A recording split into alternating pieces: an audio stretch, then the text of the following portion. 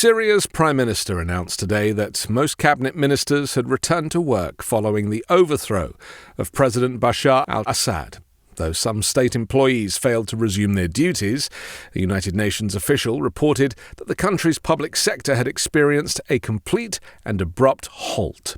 Meanwhile, streams of refugees returned to Syria from neighbouring countries seeking peace and searching for relatives lost during Assad's oppressive rule. Challenges already loom for the rebel alliance, now controlling much of Syria, led by Ahmad al-Sharaa, formerly known as Abu Muhammad al-Golani, a former senior al-Qaeda figure who severed ties with the group years ago.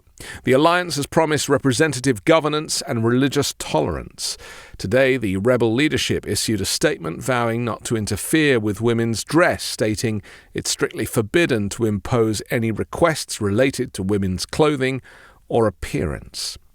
2 days after the rebels took Damascus, government services remain largely inactive as many state workers ignored calls to return. This disruption impacted key areas such as airports and border operations, slowing humanitarian aid efforts. Al-Sharaa held his first meeting with Prime Minister Mohammad Ghazi Jalali, who had remained in Syria after Assad fled to Russia. In a video shared on social media, Al-Sharaa expressed confidence in the rebels' capabilities, stating, "You will see there are skills among the rebels." Israel, meanwhile, confirmed airstrikes on suspected chemical weapons sites and long-range missile facilities to prevent their seizure by extremist groups. Additionally, Israeli forces temporarily seized a buffer zone in Syria following the withdrawal of Syrian troops. Israeli Foreign Minister Gideon Saar emphasized the country's focus on national security, while reports suggested the strikes targeted weapons depots and defense infrastructure. In northern Syria, Turkish-aligned opposition forces captured Manbij from Kurdish-led groups backed by the United States, underscoring the fractured state of the country even after Assad's departure. Meanwhile, Russia announced that Assad had been granted political asylum, though Kremlin officials declined to disclose his location. President Vladimir Putin reportedly has no plans to meet with the ousted leader, so they say. Damascus was relatively calm today as life cautiously resumed. While many shops and public institutions remained closed, civilian traffic returned to the streets, though public transportation was unavailable. Long lines formed outside bakeries and food stores, and celebrations persisted in public squares. The fall of Assad, a longtime ally of Iran and Hezbollah, has been met with mixed reactions internationally. While Israel welcomed his ousting, concerns remain over what comes next for the region. The collapse of Assad's regime has also exposed the limits of Russia's influence in the Middle East. Observers note that losing its only ally in the region has weakened Russia's standing, potentially complicating its position in future negotiations, including those related to Ukraine. Assad's rapid ousting marks a significant shift in the balance of power in Syria and the broader Middle East. Meanwhile, we've learned that on the day that Assad fell, the U.S. military launched dozens of airstrikes against Islamic State targets in central Syria. U.S. Central Command announced it struck over 75 targets using multiple U.S. Air Force assets, including B-52s, F-15s, and A-10s. The targets included ISIS leaders, operatives, and camps. No senior Islamic State leaders have been reported killed.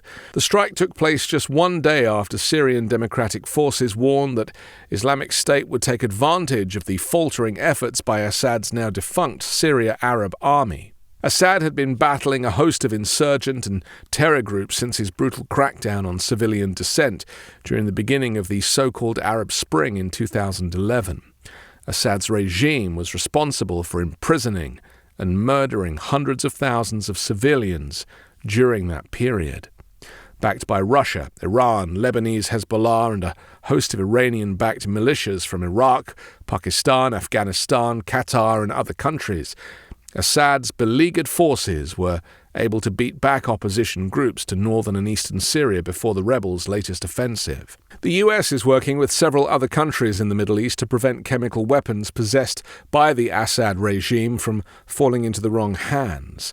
The US and its allies are concerned that the collapse of the Syrian army and other security forces and the chaos engulfing the country will allow terrorist groups to seize dangerous weapons held by the former Assad regime. The regime used chemical weapons against Syrian civilians in 2013, violating the red line that President Barack Obama had set a year earlier when discussing what would trigger US military intervention. Over the past 48 hours, the Israeli Air Force has conducted strikes against dozens of Syrian military bases, arms depots and facilities that were part of Syria's chemical weapons and ballistic missile programs. President Joe Biden laid out U.S. policy regarding the crisis in Syria for the remaining 43 days of his administration in a speech yesterday. Biden said he will speak to Middle East leaders in the coming days and send senior U.S. officials to the region to discuss the situation.